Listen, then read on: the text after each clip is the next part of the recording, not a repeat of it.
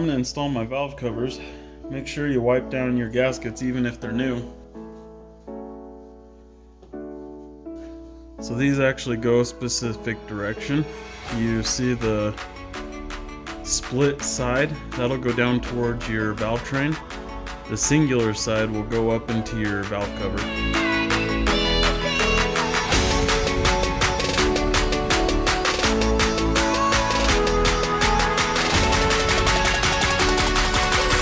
Now before I put these on, I'm going to put some motor oil on all my valve springs so that they're not dry.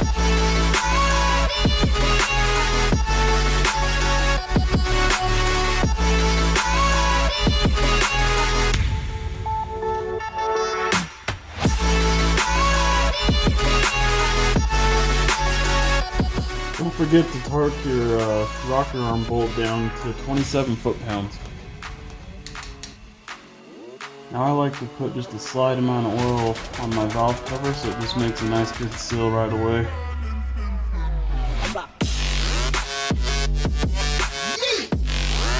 Not too much, just a very small amount. You could really probably put some oil on a rag and just wipe it down really. Now your valve cover bolts get torqued down to 105 inch-pounds.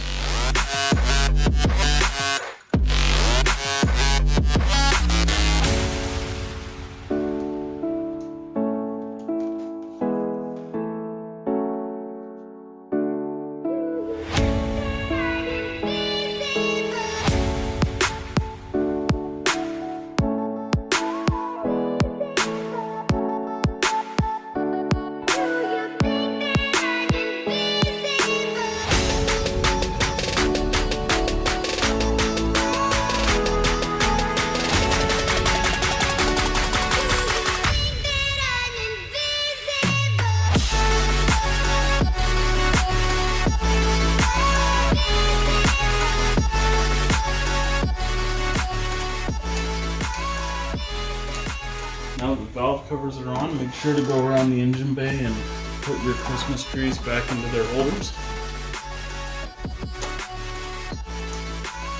My gasket kit came with new gaskets for the injectors, so I'm going to be pulling these off and putting the new ones on.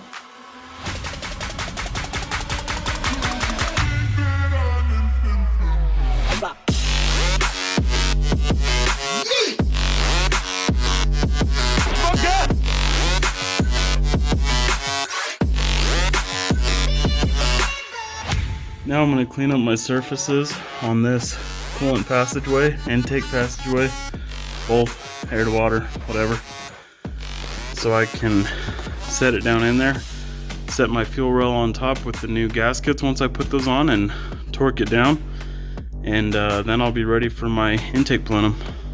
Just a healthy reminder, guys, when you're doing your coil packs and your injector plugs, you need to make sure to get them back in the exact same position. One time I accidentally switched one of my coil pack plugs and ended up frying a cat. Not fun.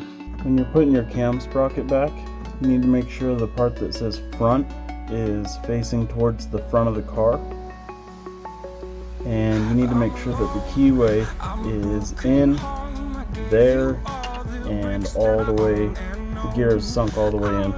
You'll probably only have one side lined up on your timing, like mine's almost lined up, a little bit slightly off. This one's quite a bit off, but that's because I need to have spring tension on this one when I get it together. To set your timing, you need to have that bottom top dead center mark lined up, both of these cam gear marks lined up with the cam case marks on both sides, and your belt needs to go around this cog, under your water pump, around your passenger bank cog, and over your tensioner. And if you have all that done and those three marks lined up, your timing's good. Got the timing all set and back together, cooling system's back together, fans are back in. The drive belt for all the front componentry is in. I need to put my new EGR gasket on my EGR tube.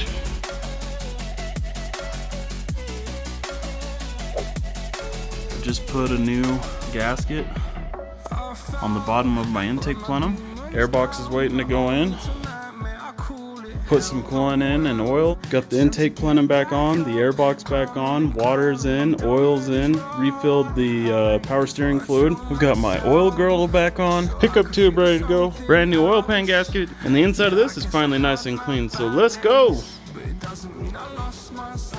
Now before you put your fuel pump relay back in, you'll want to prime the system. Give it a couple cranks before you put that back in, like 10 to 20, so that your entire oil system is primed and you won't do a dry start on your brand new hardware. Once you've primed everything, put your fuel pump back in and go for a first start.